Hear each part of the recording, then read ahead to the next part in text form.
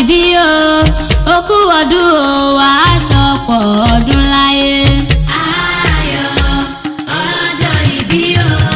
ó kú ọdún o wà á ṣọ̀pọ̀ ọdún láyé.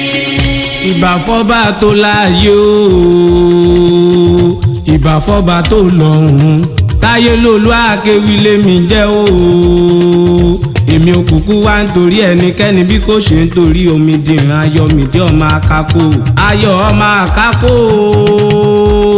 ọ̀gá mi aláyé ire ẹni rí ọ tó lòun ò rè yàn onítàn ni ò lè rè yàn mọ́ láéláé tá fi kúrò lókè pẹ̀ torí ẹni bá sọ̀rú rẹ̀ nù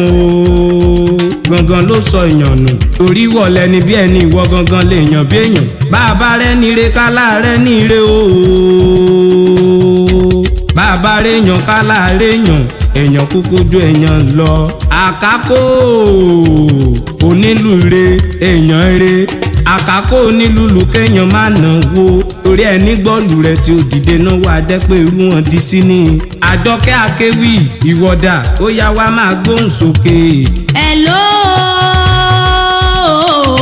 Àjọkẹ́ Akéwì lèmi jẹ́ ojúmọ́ re ló mọ́ mi lóde tòní torí ọmọ ọlọ́jọ́ bí aláyèrè mo ṣe débí ná ọmọ Àkákò tó ń ṣọjọ́ ìbí happy birthday to you okòrí jẹun pẹ́ láyé ọdọọdún là ń rórógbó ọdọọdún là ń ra wùsá ọdún òdìdé ká má rán ọmọbì lórí àtẹ ọdọọdún ló máa yọ afẹ́fẹ́ òní fẹ́ kó dominú àgbọ̀nù mo ní dandan ni kó pẹ́ láyé Ayọ̀mídé ọmọ Omidìran ó lò ti ṣọdún èyí o ó ṣe tẹ̀mí nínú owó nínú ọlá nínú àìkú tí ń ṣe balẹ̀ ọ̀rọ̀ Apataewi ó yá wá báńkì délé bàbá tó bí i lọ́mọ. bó ti pè mí mo jẹ́ etí mi ò di etí inú lejò ń lò àìsí bẹ́ẹ̀ láì dá sí i MC Blessing súnmọ́ mi sí bí ó yá o jájọ wá máa yànnàná ọ̀rọ̀. MC Blessing mo dé òótọ́ ni bẹ́ẹ̀ náà ni kò ní rọ́nú rárá Ayọ̀mídé ọmọ Omidìran lèmi ń kí ni mo fẹ́ mọ̀ kí lọ́jọ́ tòní ọ̀jàre ọmọ Àkákò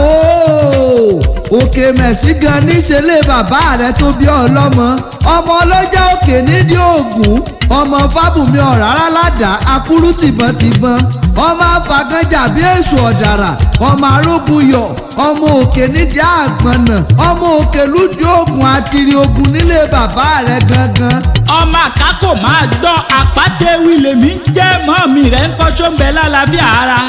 ìwọ lọmọ orogún sẹ́rẹ̀ mórí ọ̀la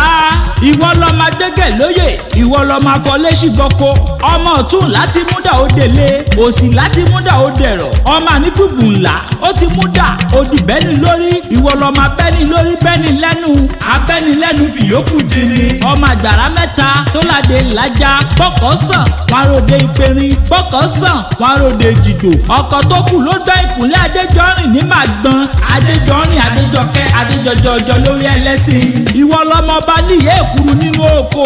abọ̀lẹ̀lẹ̀ ní àébè ọmọ ọ̀lẹ̀lẹ̀ kọ́ ọ̀lẹ̀lẹ̀ kan èyí tí bẹ ní àébè èmi ló wá dénú èwe èmi ló wá dénú èwe ooo mọ̀já ọkọ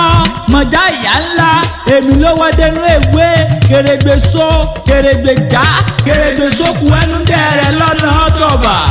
ọdọọdún ló máa bẹ ọdọọdún ló máa wà bí ẹwà lágbára lọ́wọ́ Elédùmarè ọba mi orí ajẹ́ kó gbó bí olúgbó ti jó orí ajẹ́ kó pẹ́ orí ajẹ́ kó dàgbà ládàá kó o ṣeun tó máa ń ṣe fún bàbá kó o ṣeun tó máa ń ṣe fún yeye orí ajẹ́ káwọn òbí rẹ̀ ó jèrè rẹ̀ lágbára lọ́wọ́ Ọlọ́run ọba mi gbogbo EWI night ló ń kí ọ wípé happy birthday to you